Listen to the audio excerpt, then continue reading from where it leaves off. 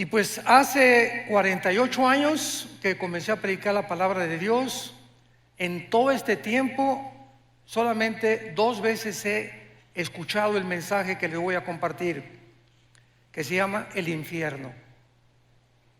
Voy a predicar en esta noche sobre un tema muy controversial, nada popular, tal vez por eso ya no lo predican, pero en todo este tiempo, en 48 años, solamente he escuchado 2 mensajes acerca del infierno. Y pues es una de las verdades más solemnes que el Señor Jesucristo enseñó, porque precisamente fue la existencia de este lugar que se llama el infierno y del cual ya no se predica, por lo cual la Biblia dice: porque de tal manera amó Dios al mundo, para que todo aquel que en él cree, ¿qué cosa? No se pierda. ¿Qué significa no se pierda? Que no te vayas a la condenación eterna.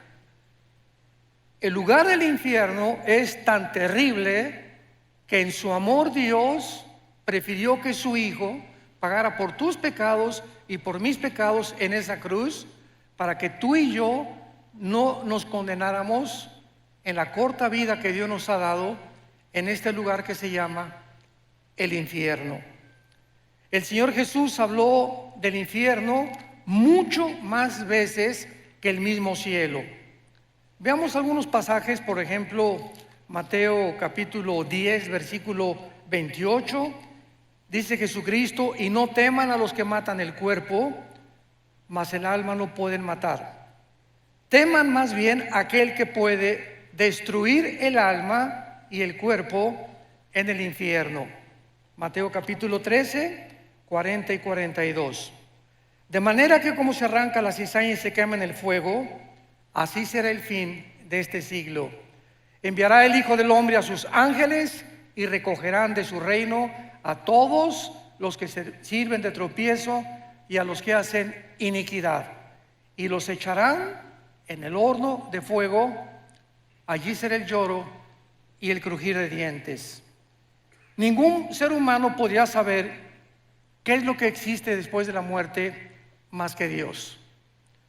Tú puedes consultar a brujos, puedes consultar a gurús, puedes consultar a chamanes, a Walter Mercado, a astrólogos, etcétera, etcétera. No hay una sola persona, ni un solo libro en los millones de volúmenes de literatura que existe en las librerías que te puedan decir qué hay después de la muerte. Todos son hipótesis, especulaciones, ¿verdad? Que ideas de los seres humanos, pero ¿quién puede decirnos realmente a dónde te vas a ir tú y a dónde me voy a ir yo cuando tú mueras? ¿Cuántos de nosotros vamos a morir en paz, sabiendo que vamos a atravesar un túnel nada más y que nos va a estar esperando los ángeles y la persona de Jesucristo? ¿Y cuántos de ustedes en esta noche que nos escuchan, cuando tú mueras, vas a abrir los ojos a la otra vida y te vas a llenar de terror y de arrepentimiento tardío, porque ya no habrá ninguna otra oportunidad en toda la eternidad para tu salvación? Dios nos ha dado una sola vez, 60, 70, 80, 85, algunos de una forma milagrosa llegan a los 100, 102, 3 años, para que podamos atravesar como peregrinos y oír la voz que en esta noche el Espíritu Santo te quiere hablar. Veamos nosotros que esta es una de las realidades más terribles de la existencia humana, y es que el Señor Jesucristo enseñó, como lo acabamos de leer, que hay un lugar, existe un lugar donde las almas de los condenados vivirán atormentados por un fuego que casi nunca se va a apagar. Después hablaremos de la duración del infierno. Vayamos a la primera carta a los Corintios y vamos a comenzar estudiando, en primer lugar, para que entendamos el infierno, cuántas criaturas ha creado Dios y el destino de cada una de las criaturas que Dios ha creado. Esto es muy profundo y muy interesante para la comprensión de nuestra conferencia. Dice 1 Corintios 15, versículo 39. No toda carne es la misma carne.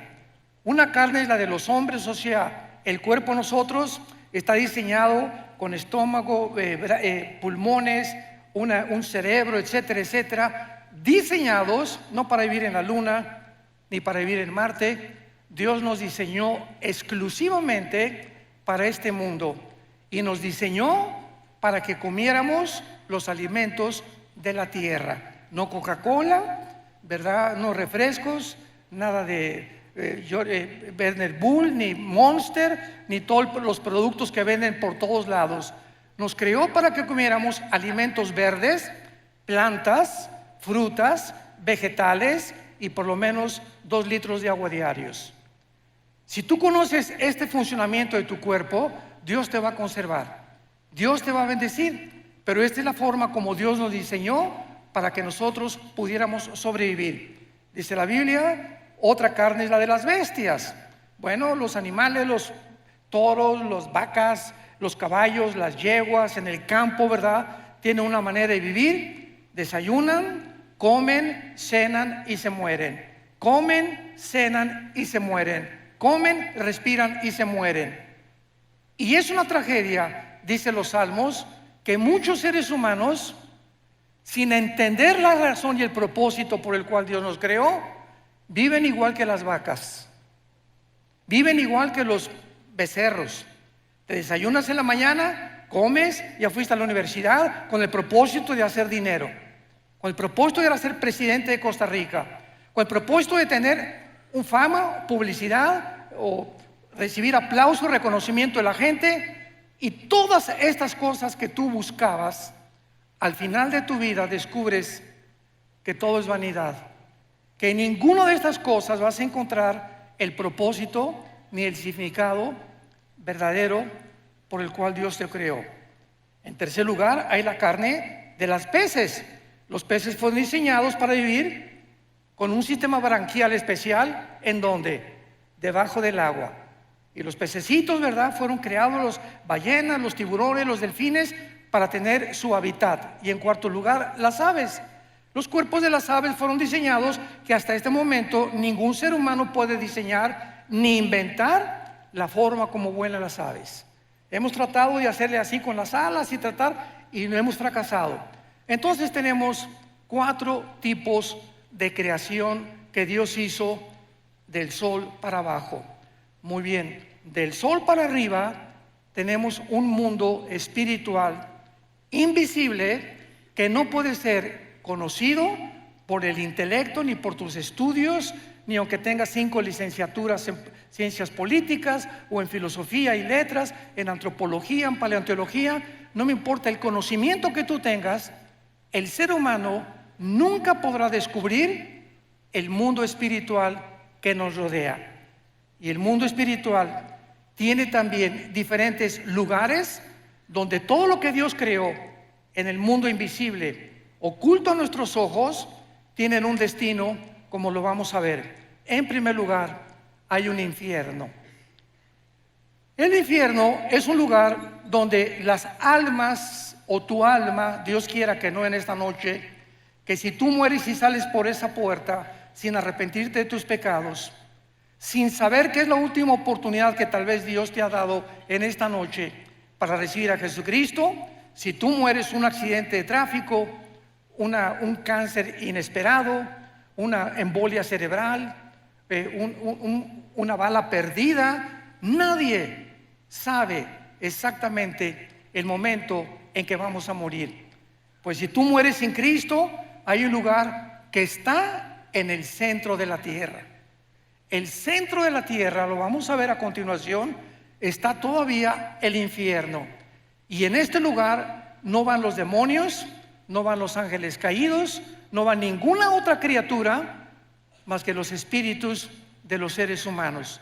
Dios diseñó el infierno únicamente para que ahí bajen las almas de los espíritus humanos que en la vida rechazaron el conocimiento y la verdad del evangelio de la gracia de Dios. En segundo lugar tenemos otro lugar que se llama el abismo. El abismo es el lugar de los demonios. En el abismo Hay demonios y existen también ángeles caídos. Por ejemplo, dice en Apocalipsis capítulo 9, versículo 11, que el ángel del abismo es el jefe de los demonios, que se llama el destructor, o que se le llama también, ¿verdad?, Apolión, que significa el que destruye. Entonces, el abismo es para los demonios. Cuando Cristo sacó demonios, ¿se acuerdan ustedes? Le decían a Jesús: por favor, no nos envíes al abismo. ¿Por qué? Porque tenían miedo de ser encarcelados en este lugar. Entonces, en el abismo no hay espíritus humanos, en el infierno no hay demonios. El infierno es para los seres humanos, el abismo es para los demonios y los ángeles caídos. En tercer lugar, la Biblia menciona otra prisión invisible que se llama prisiones eternas de oscuridad. Judas, versículo 6, que en este lugar se encuentra un grupo demasiado malo, maligno, de ángeles caídos.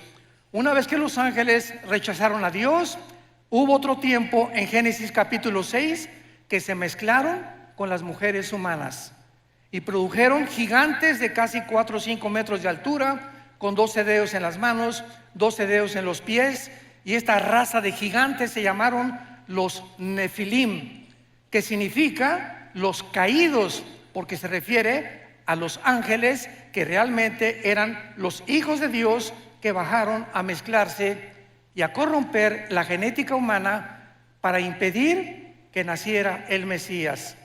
Cuando Satanás oyó Génesis 3:15, de tu semilla, mujer, vendrá el Mesías, y de la semilla de Satanás vendrá el que hará tropezar al Mesías, Satanás, al escuchar esto, de ahí en adelante planeó cuidadosamente, de una forma, con una sabiduría impresionante, que no naciera el Mesías. Y así vino el primer ataque en Génesis capítulo 6, impidiendo y corrompiendo la genética humana. Más adelante ya sabemos, ¿verdad?, de qué forma continuó con estos ataques cuando nació Moisés, por ejemplo. El faraón mandó matar a todos los niños para que no naciera. Dijo Satanás: a lo mejor por ahí viene la línea genética del Mesías. Después, cuando nació Jesucristo, vinieron los reyes del oriente y le dijeron a Herodes: ¿dónde está el rey de los judíos? Mandaron matar a todos los niños menores de 2 años.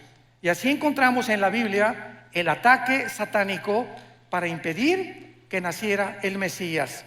Y luego tenemos en cuarto lugar el lago de fuego. El lago de fuego es el lugar donde todos, absolutamente, Satanás, el falso profeta, los ángeles caídos y los seres humanos pasarán la eternidad cuando hayan rechazado completamente el plan de Dios, principalmente los seres humanos. Ahora, muy bien, muchas personas dicen: Dios no puede ser tan malo de mandar a todos al infierno. Una vez una viejita me dijo eso: mire, pastor, yo no creo que Dios sea tan malo de mandar a nadie al infierno. Yo le contesté y le dije: amén, doña Chole, usted tiene toda la razón. Dios nunca manda a nadie al infierno, ellos se van solitos. Porque de tal manera amó Dios al mundo que nos dio a su Hijo unigénito. Entonces, las personas que se van al infierno no las mandó Dios. ¿Tú lo vas a escoger esta noche? O sea, ¿no te agrada estar en la iglesia? ¿No te agrada estar con los santos? ¿No te agrada purificar tu vida? No hay ningún problema. En el cielo no tendrías cabida. Entonces, nosotros somos los que decidimos, como les dijo en Deuteronomio 11, Dios al pueblo de Israel: he aquí les pongo la bendición y la maldición. Tú escoge. La bendición, si me escuchas, si oyes mis mandamientos, si realmente permaneces en mi palabra, y la maldición y la condenación, si me rechazas. Eso no le dijo Dios a los caballos, ni a los orangutanes, ni a los chimpancés, ni a Chita, ¿verdad? Dios está hablando a seres humanos como tú y como yo, a ángeles que nos creó con una conciencia de la eternidad. Dice Eclesiastés 3:11, Salomón: porque Dios lo hizo todo precioso en su tiempo. sin que el hombre alcance a comprender la obra de Dios del principio hasta el final.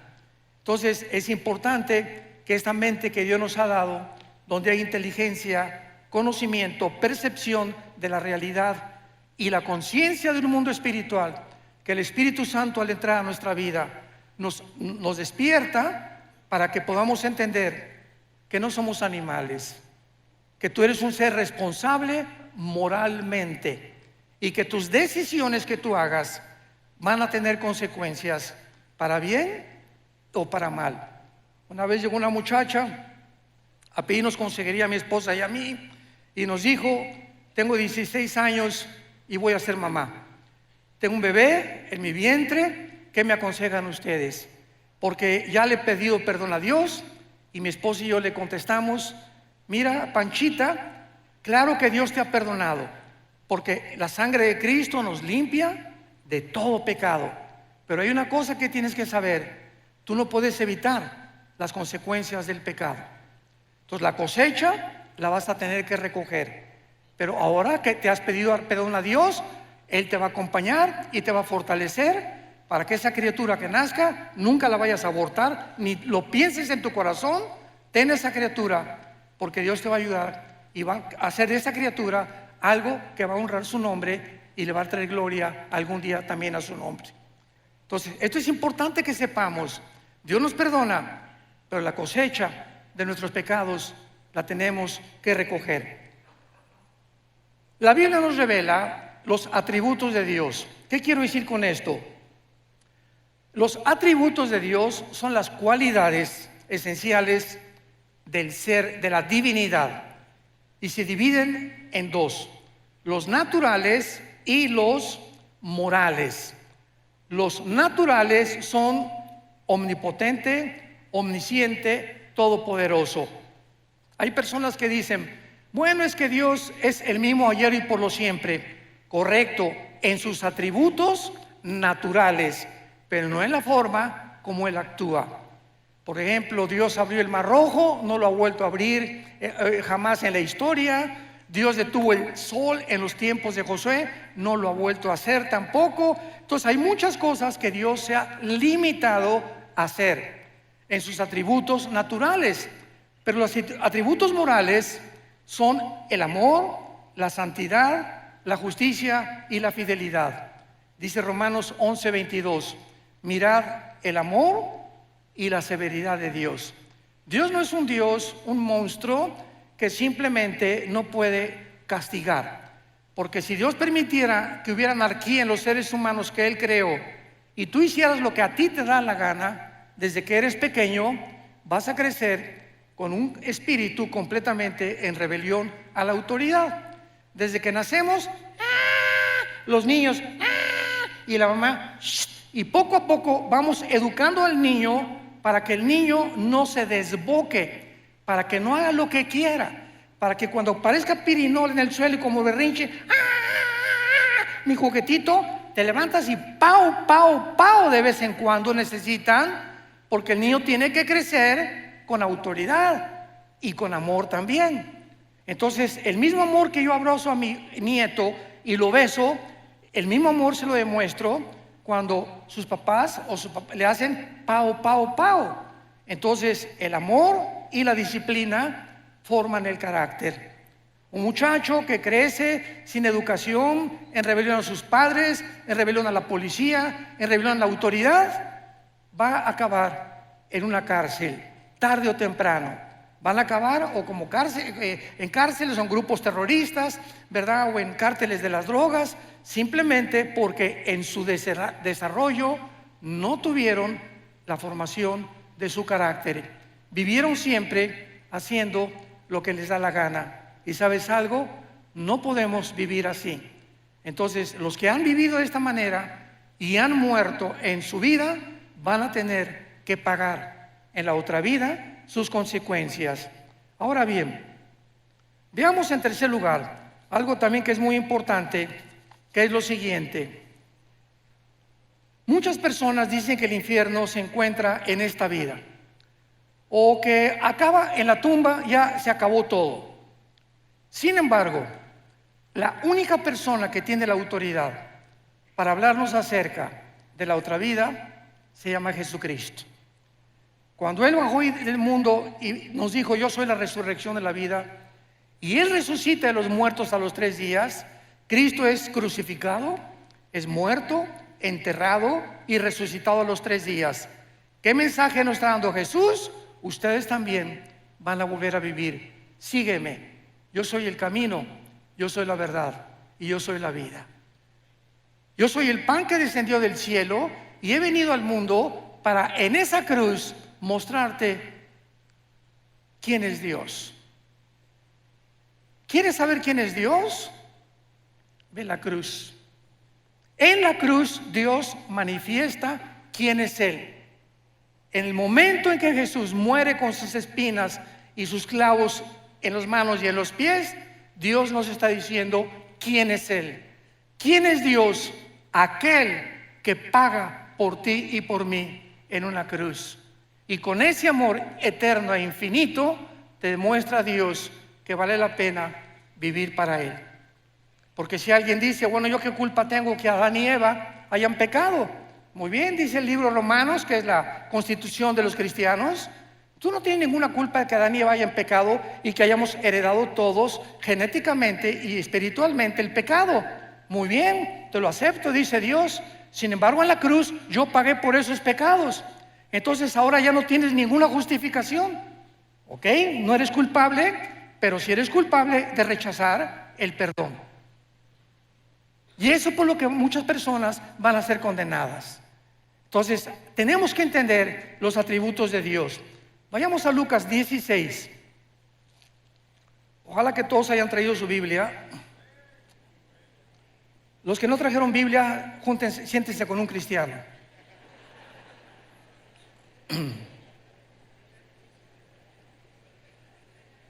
Desgraciadamente, ahora que tenemos la tecnología y que están todos los versículos escritos, pues la gente ya no trae su Biblia. Ya se acostumbraron a no traer la Biblia. Y es la palabra de Dios. Este libro necesitamos tener el contacto el domingo, tenerlo aquí en mis rodillas. Cuando citan la Biblia, buscarlo, me enseño a manejarla porque es la espada del Espíritu. Y aquí está esto, pues aquí está Malaquías, aquí está Isaías. Y al ratito, después de usarla varias veces, esta espada ya la sé manejar. Ya sé más o menos cómo poder usarla. Y es en donde se encuentran los pasajes más importantes. Pero cuando acostumbras solamente a ver y ver en las pantallas todo lo que está en las pantallas, comienzas a desarrollar una negligencia total por vivir en la palabra de Dios. Y qué importante es que sepamos que debemos ser toda nuestra vida hombres y mujeres de la palabra de Dios. En Lucas 16 es uno de los pasajes, o más bien dicho, el más importante, donde Cristo nos revela la naturaleza del infierno. Este pasaje, en primer lugar, aclaro, no es una parábola. Aquellas personas que digan que es una parábola se equivocan, porque las parábolas usan nombres propios. Y aquí se menciona a Abraham, que fue un personaje en el Antiguo Testamento. Así que esto es una historia real del infierno y del lugar donde antiguamente las almas y los espíritus descendían antes de la cruz. Dice así Lucas 16, versículo 19. Había un hombre rico que se vestía de púrpura y de lino fino y hacía banquete con esplendidez. Veamos la comparación. Por el otro lado, el contraste, había un mendigo llamado Lázaro, que estaba echado a las puertas de aquel lleno de llagas. Aquí tenemos dos personas. ¿Por qué el Espíritu Santo usó a un rico y por qué usó a un mendigo? Muy bien. Jesús dijo claramente en Mateo 19, 23 al 24, que es muy difícil que los ricos entren al reino de Dios. Y en Santiago capítulo 2 versículo 5 dice la Biblia: porque los pobres Dios los hizo ricos en fe. Muy bien, ¿qué significa esto?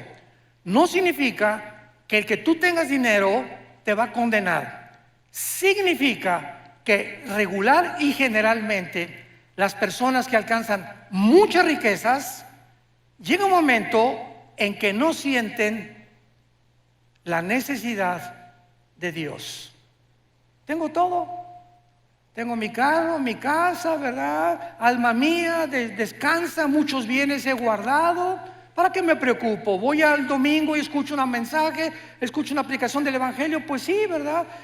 Pero yo no necesito nada realmente, sin darse cuenta precisamente de su pobreza espiritual. Entonces, esto es una generalidad.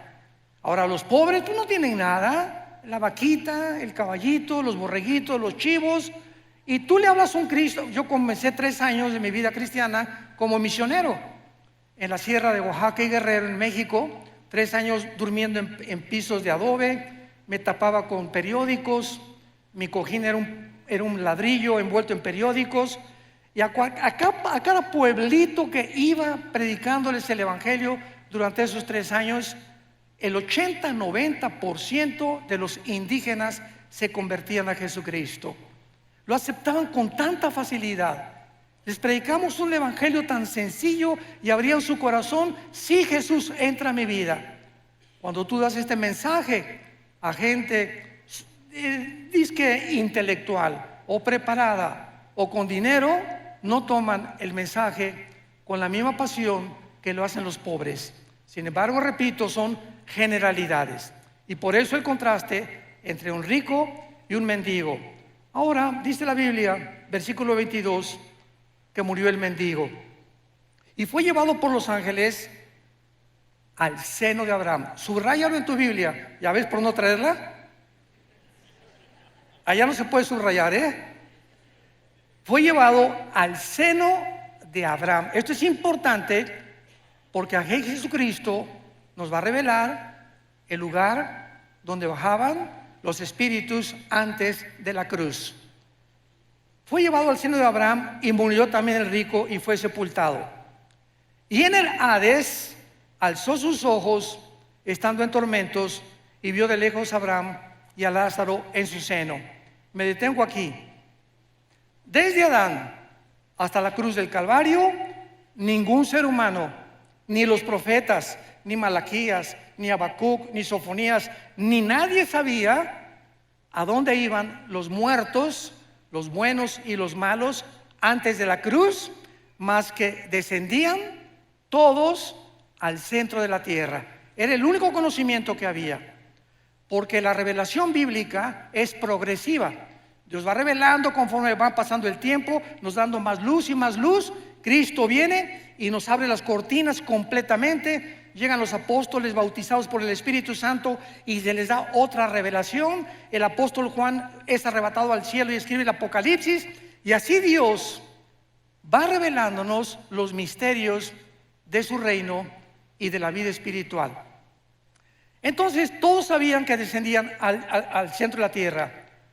El lugar en el Antiguo Testamento donde descendían todos, en el hebreo se llama el Sheol. Descendían todos al Sheol, buenos y malos. Muy bien. La Biblia en el Antiguo Testamento se traduce al griego y se llama la versión de la Septuaginta. Entonces, en la traducción del hebreo al griego, la palabra Sheol es una transliteración y se usó la palabra Hades con H, Hades. Entonces, viene Jesucristo y nos corre la cortina de lo que había en el centro de la tierra. Y Jesucristo nos enseña claramente, pero me voy a ir en orden. En primer lugar, tendrán vista, versículo 23, en el Hades alzó sus ojos. Las personas condenadas en el centro de la tierra, en el infierno, van a poder mirar, van a tener vista. En otras palabras, en la otra vida, los 5 sentidos espirituales que Dios nos ha dado a los cristianos, cuando nacemos de nuevo, no los tiene la gente que no es cristiana. Dice 1 Corintios capítulo 2, del 10 en adelante. El hombre natural, el hombre que no ha sido regenerado por el Espíritu Santo, no entiende la Biblia. Vienen aquí Oscar Jean-Paul Sartre, y viene aquí Richard Hawkins, y viene Bertrand Russell, y viene Friedrich Nietzsche, y vienen los más grandes ateos y chocan contra la Biblia, porque no es el intelecto ni las facultades de la inteligencia naturales las que nos abren el camino para entender lo que solamente el Espíritu Santo nos puede revelar. Pero el espiritual, dice 1 Corintios 2, entiende todas las cosas porque tenemos la mente de Cristo. ¿Me van siguiendo? Muy bien, entonces las personas en el infierno van a ver, se despertaron sus instintos espirituales que no tenían en la vida. Nosotros ya los tenemos desde ahorita. Dice la Biblia, el espiritual juzga todas las cosas.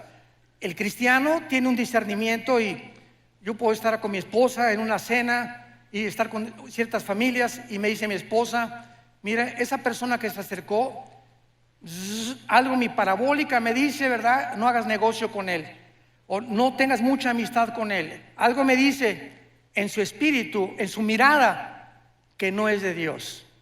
Y así comenzamos a agudizar los sentidos espirituales que Dios nos da con el Espíritu Santo en la proporción en la que memorizamos la Biblia.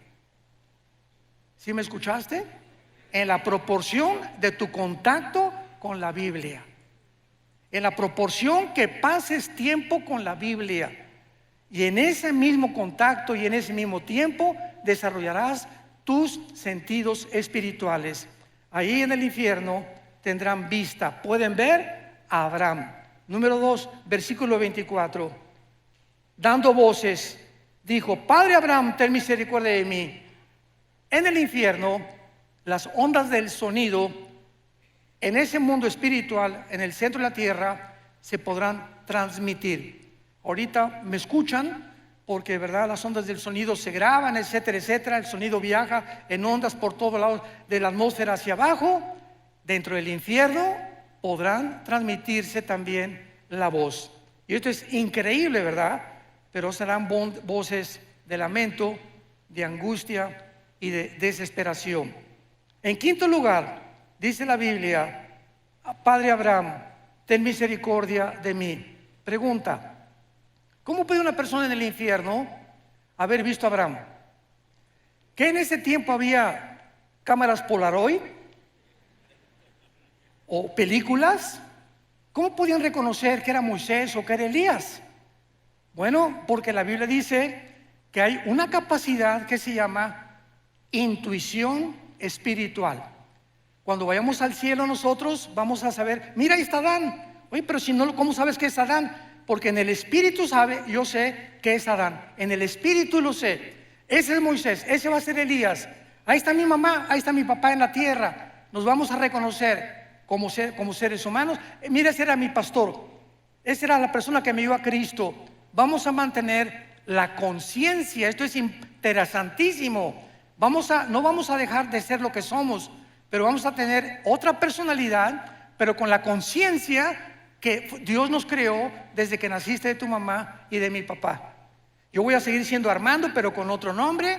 Yo seguiré siendo quien fui, pero con todos los dones y todas las facultades desarrolladas, pero seguiremos manteniendo la conciencia, como lo vamos a ver, de lo que fuimos y muchas veces de lo que seremos. En sexto lugar, tendrán sed. Dile a Abraham que moje la punta de su dedo en mi agua. Dile que moje, que tenga misericordia de mí y que envíe a Lázaro. Este hombre en el infierno creía que Lázaro seguía siendo su sirviente. Dile a Lázaro que por favor me traiga agua. O sea, vean ustedes que esta persona en el infierno no se convierten en buenos. En el infierno mantienen aún más lejos su maldad, como lo vamos a ver más adelante. Dile a ese Lázaro, el que estaba a la puerta de mi mesa, que me traiga y que me moje la lengua. Los instintos y todo lo que tenemos fisiológicamente y biológicamente en el mundo, lo seguiremos teniendo en la otra vida, pero de diferente manera. como lo vemos en los cuerpos de los ángeles, que los ángeles bajan a este mundo y pueden tomar agua. Los ángeles bajan a este mundo y pueden comer cabrito de Monterrey. No de Costa Rica, tal vez café Brit de Costa Rica. Pero en Génesis 18 bajó Dios. Dios el Padre bajó al mundo y caminó y se acercó a Abraham. Dios el Padre, acompañado de dos ángeles. Y cuando los vio Sara, ¿se acuerdan? Génesis 18, les hizo cabrito. Y quién sabe qué atole les dio también. Pero se lo comieron. O sea, vean ustedes que las facultades digestivas, Cristo cuando resucitó, tomó peces y tomó miel, ¿correcto? O sea, ¿cómo es posible que un cuerpo resucitado, que la sangre es lo que le da vida ahorita a nuestro cuerpo, tengan facultades en la otra vida de ver, oír, sentir, comer, deglutar, beber, etcétera, etcétera, con un cuerpo diseñado para vivir en la otra vida como lo tuvo Jesucristo? Jesucristo asciende al cielo, Hechos capítulo 1, y la ley de la gravedad ya no lo atrajo sobre el centro de la tierra. Cristo con el cuerpo resucitado venció la ley de la gravedad, porque el cuerpo resucitado vencerá las leyes cósmicas bajo las cuales tú y yo actualmente vivimos. Estamos sujetos a un mundo de leyes cósmicas, pero con el otro cuerpo tendremos características diferentes. Todos estos detalles son importantes para entender la vida en el infierno. Dice en séptimo lugar, versículo 24, dile a Lázaro que moje la punta y que refresque mi agua, porque estoy atormentado en esta llama. Y esto es asombroso. Versículo 25, Abraham le dijo: hijo, acuérdate, en el infierno tendrás memoria. En el infierno las personas tendrán memoria de lo que hicieron aquí en la tierra. Sigamos leyendo. Recuerda, acuérdate, tendrán memoria que recibiste en tu vida bienes y Lázaro males, pero ahora este es consolado y tú atormentado. Además, una gran cima está puesta entre nosotros. O sea, Cristo nos dice que el Sheol, el lugar donde bajaban todos los muertos, buenos y malos, estaba dividido. De un lado estaba el seno de Abraham o el paraíso, y del otro lado estaba el Gena en griego, que fue la palabra traducida para infierno. Entonces los buenos estaban esperando a la cruz, a que Cristo pagara con su sangre, porque antes de Cristo nadie subió al cielo, más que Enoc y Elías, que son las excepciones de Dios, ¿verdad? Dios hace sus propias leyes, Él no está sujeto a ninguna ley. Entonces todos estaban esperando a que Cristo muriera en la cruz, para que desde Cristo a nuestros días, si tú mueres y yo muero, ya no bajamos al centro de la tierra. Ahora ausentes del cuerpo, según de Corintios 5, presentes en el Señor. Vayamos rápidamente en un paréntesis, Apocalipsis capítulo 6, y veamos esta verdad, porque hay otra teoría, ¿verdad?, que no es bíblica, de que los muertos duermen. Hay una secta que se llama los Testigos de Jehová que enseñan esto. No, cuando morimos Jesús dijo en Lázaro, Lázaro duerme, sin entender el término dormir relacionado con la muerte. Aquí en el quinto sello, Apocalipsis 6, versículo 9, vi bajo el altar las almas de los que habían sido muertos por causa de la palabra de Dios y por el testimonio que tenían, y clamaban a gran voz diciendo: ¿hasta cuándo, Señor santo y verdadero, no juzgas y venga nuestra sangre de los que moran en la tierra? Aquí tenemos a Juan con una visión del cielo, donde los que han muerto están vivitos y coleando, platicando con Dios, haciéndole preguntas todavía a Dios. Señor, ¿hasta cuándo en el mundo seguirá la violencia, seguirá la muerte, seguirá la maldad? Y se les dijo: espérense tantito, todo esto va a llegar a su fin ya muy pronto, y todos los muertos tienen que morir durante la tribulación para que Jesucristo regrese por segunda vez para establecer su reino mesiánico con todos nosotros aquí mismo en la tierra, precisamente en Jerusalén. Esto es importante porque los muertos, en el momento en que tú mueres, abres tus ojos, y en el Antiguo Testamento dice la Biblia, y murió Abraham, y murió Isaac, o Benoni, y murió fulano de tal, y fueron reunidos con sus padres. Siempre que en el Antiguo Testamento moría alguien, los patriarcas, dice la Biblia, y fueron reunidos con sus padres. O sea, al morir había un lugar donde lo estaban esperando. ¿En dónde? En el centro de la tierra. Ahí estaban guardados todos los santos, guardados de Dios, conscientes, oyendo, viendo, esperando. Cristo muere en el Calvario. Efesios capítulo 4 versículo 10. Baja Jesucristo en los 3 días y 3 noches que su cuerpo se quedó en la tierra. Somos espíritu, tenemos alma, vivimos en un cuerpo. Cristo muere y su cuerpo destrozado, flagelado, completamente descuartizado, ¿verdad? Por todas partes, se queda en la tumba. Su espíritu se sale y baja Jesús en el espíritu al centro de la tierra. Pregunta, ¿con qué cuerpo? Porque dice 1 Pedro capítulo 3 que bajó a predicarles a los espíritus encarcelados. ¿Con qué cuerpo? Su cuerpo no había resucitado. Resucitó a los 3 días. Entonces vemos nosotros que en el momento de la muerte hay un cuerpo temporal que Dios nos da. Lo acabamos de leer en Apocalipsis 6. Se les dijo que esperaran, ¿hasta cuándo? Hasta la resurrección de los muertos, que tendrá lugar en el arrebatamiento de la iglesia, en el rapto de la iglesia, desde Pentecostés hasta nuestros días. Los que estamos en Cristo, los que formamos parte del cuerpo de Cristo, seremos resucitados. Los santos del Antiguo Testamento, Daniel 12 versículo 1, serán despertados en la segunda venida de Jesucristo.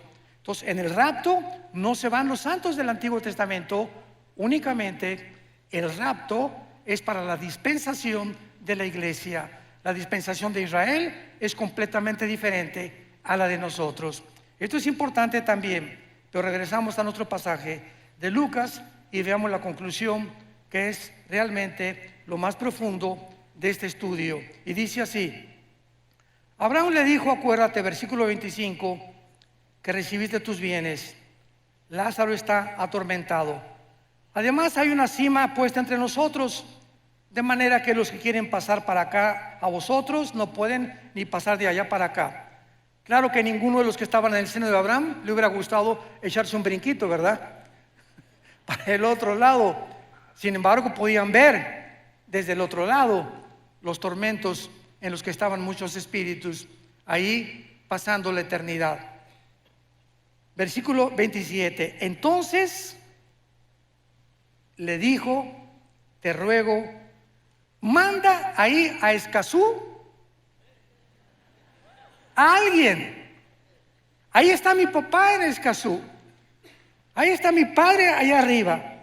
Porque tengo 5 hermanos para que les testifique, a fin de que no vengan ellos a este lugar.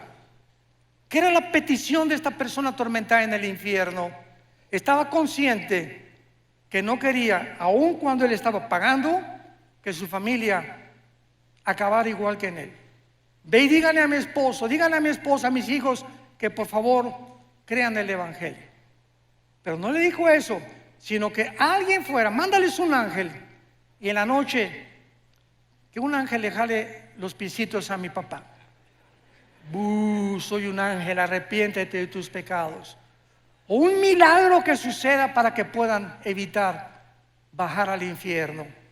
Abraham le contestó, a Moisés y a los profetas tienen, óiganlos.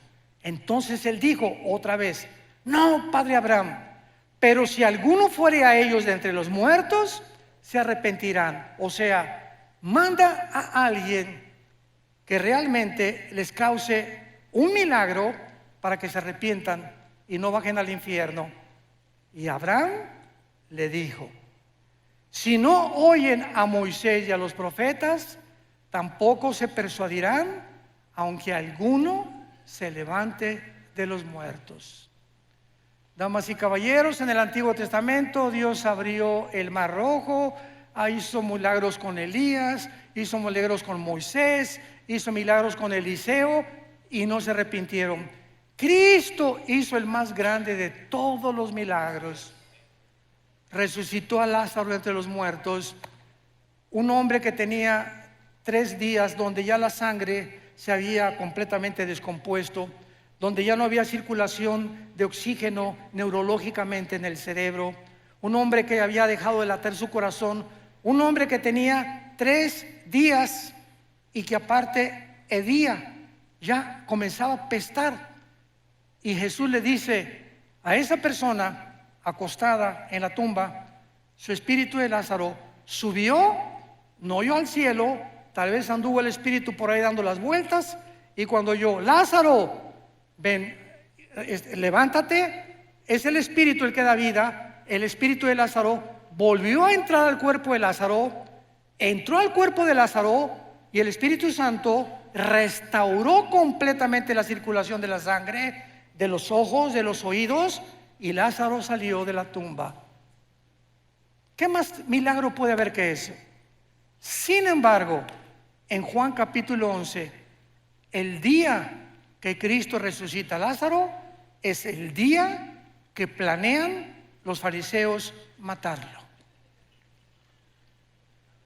Aunque alguien les haga el milagro que sea, si no creen, la Biblia es por el oír o por ver. La Biblia es por el oír y el oír por la palabra de Dios. Yo puedo ver ahorita un paralítico y Dios sigue haciendo milagros porque Dios es bueno y Dios es maravilloso. Y hay personas que me han dicho, si yo veo un paralítico ahorita levantarse, voy a creer. Y le contesto, ¿cuántos días vas a creer? En ese momento vas a ser impactado. No, pues sí es cierto. A los 4 o 5 días vas a seguir igual, porque no fuiste regenerado por el Espíritu. Creíste un milagro, pero no fuiste regenerado por oír la palabra de Dios. Y fuimos renacidos, 1 Pedro capítulo 2, fuimos vueltos a nacer por la palabra de Dios que vive y permanece para siempre.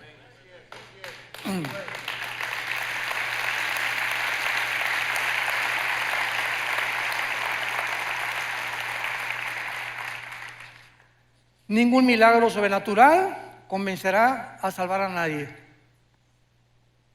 La salvación proviene de ver y no por el oír, o por el oír y no por ver.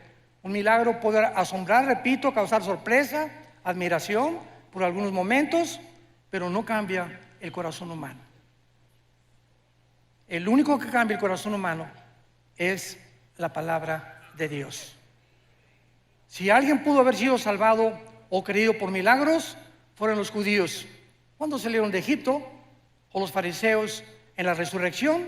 Sin embargo, ni así creyeron a Dios. Ahora, ¿dónde se encuentra actualmente el infierno? En el mismo lugar. Si tú mueres esta noche sin la persona de Jesucristo en tu vida, sin haberte arrepentido de tus pecados, ahorita en la noche cierras tus ojos, el doctor dictamina, ya se fue Pancho, ya se fue Carlito, ya se fue fulana de tal, doña Choli ya se murió. Tu espíritu baja inmediatamente al centro de la tierra. Y ahí en el centro de la tierra, hoy, en el mes, estamos en marzo todavía, ¿verdad? En febrero. Baja al centro de la tierra y después que pase los 2000 años o el tiempo de la gracia y venga la tribulación, cuando Jesucristo regrese, van a pasar 1000 años. Y al finalizar los 1000 años, los que están en el centro de la tierra van a resucitar. Apocalipsis 20 del 11 al 15, el juicio del gran trono blanco.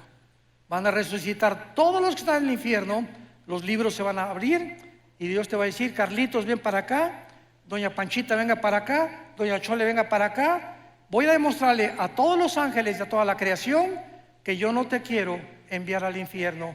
Tú has decidido y yo no puedo violar tu voluntad, porque el libre albedrío es la característica más grande que Dios nos ha dado. Somos seres morales, responsables de nuestras decisiones. Si Dios forzara a alguien a irse al cielo, como dice otro movimiento también dentro del cristianismo, que Dios a uno los preparó para el cielo y otros para el infierno, y se nos roba la libertad de escoger, es una barbaridad. Porque en el infierno no va a haber un letrero que diga, pues aquí estamos todos los que no fuimos escogidos por Dios, por el amor de Dios. Eso no puede ser. En el infierno están todos aquellos que se les dio una oportunidad en esta vida y no la aprovecharon. Y esta oportunidad Dios te la da en esta noche a tu corazón. Tú me puedes decir, oiga, pues fíjese que yo vengo a esta iglesia hace 5 años. Las iglesias están llenas de personas no salvadas, llenas de personas que nunca se han arrepentido. Y el arrepentimiento ya no se predica tampoco. Ya no se predica el infierno, ya no se predica el pecado. Y las iglesias solamente quieren entretenimiento, ¿verdad? Y ya estamos en un tiempo de despertar. Mañana vamos a hablar claramente de las causas de la crisis del mundo por lo cual se encuentra, el mundo como se encuentra. Pero las iglesias están llenas de personas no arrepentidas, que son religiosas, pero no tienen la Biblia, no aman la palabra, no la memorizan día y noche, nunca le han hablado a nadie de Cristo. ¿Cuántos años tienes de ser cristiano? 5 años, hermano, 10 años. En todos estos tiempos, ¿a cuántas personas has ganado para Jesús? ¿A cuántas personas les has hablado de Jesús? En tu bufete jurídico, en tu consultorio médico, en tu taller de carpintería. Ustedes jóvenes, en su universidad, en la escuela, ¿le hablas de Cristo a tus amigos? Muchachas, ¿le hablas de Cristo a tu amiga que se está acostando con su novio y sabes que la fornicación es pecado delante de Dios? ¿Ya te has acercado y le has dicho, Lupita, por el amor de Dios, eso es pecado delante de Dios, arrepiéntete? Tú no puedes vivir acostándote y teniendo relaciones sexuales con tu novio. Eso no es sagrado delante de Dios. Y mucho más si te llamas cristiana. Y mucho más si te llamas cristiano, no besuqueas ni manoseas a tu novia tampoco. Las respetas, porque no puedes amar y ensuciar lo que amas. Este es el verdadero cristianismo. Y si no lo vivimos de esta manera, has vivido un cristianismo falso, que se llama la religiosidad, pero no el haber sido regenerados por el Espíritu de Dios. Ven a Jesús en esta noche. Arrepiéntete realmente de la vida en la que llevas. Inclina tu cabeza y dile estas palabras. Señor mío y Dios mío, te pido perdón por mi vida. Creo que en esa cruz Jesús ha pagado por todas mis maldades, por todos mis pecados que hasta este momento he cometido. Ya no quiero seguir viviendo en el pecado, pero reconozco en este instante que yo no puedo ni tengo el poder de vivir para ti.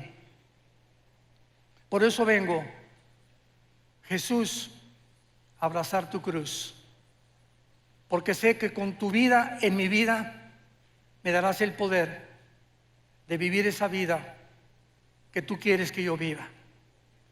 Creo que es tu sangre preciosa la que pagó por mis pecados, y creo que tú fuiste crucificado, muerto, enterrado y resucitado a los 3 días. Y te pido que entres a mi corazón como mi Señor y mi Salvador. Gracias, Señor, por tan grande salvación y la corta vida que me queda en este mundo.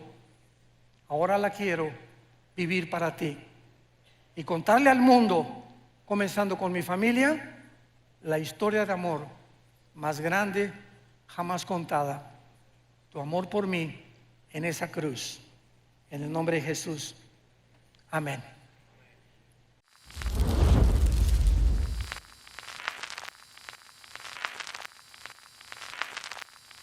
Hola, ¿qué tal? Me da mucho gusto saludarles y quisiera simplemente comunicarles que gracias a todos ustedes a través de todas las naciones del mundo que aman la palabra de Dios y que realmente están interesados en que nosotros como organización Vida Nueva para el Mundo y Armando Alducin Ministries continuemos predicando el Evangelio de la gracia de Jesucristo y que podamos nosotros continuar haciéndolo gracias a sus donaciones. Este año cumplimos 46 años de ministerio, 46 años donde hemos predicado, hemos enseñado, hemos tenido seminarios y de diferentes formas de estudios bíblicos alrededor del mundo y hemos pensado y considerado de una forma fiel el Evangelio de la sana doctrina de Jesucristo. Nosotros, con todas estas donaciones, tenemos que sostener pastores, misioneros, obras, equipos de televisión y aún continuamos buscando la manera de poder elevar este ministerio. Hasta este momento quiero que ustedes estén enterados que no tenemos una sola propiedad como organización y así hemos trabajado durante 46 años porque le damos la importancia a la evangelización, a las misiones y también a los hombres de Dios para levantar más pastores. Le damos las gracias y que pueda Dios con su gracia tocar sus corazones y que puedan ustedes invertir en un terreno donde es fructífero, porque creemos que ha producido bastante buen fruto para la gloria de Dios. Gracias, muchas gracias por sus aportaciones y por las donaciones que sabemos ustedes continuarán haciendo para que podamos continuar siendo fieles en la predicación del Evangelio de la gracia de Dios. Que Dios les bendiga.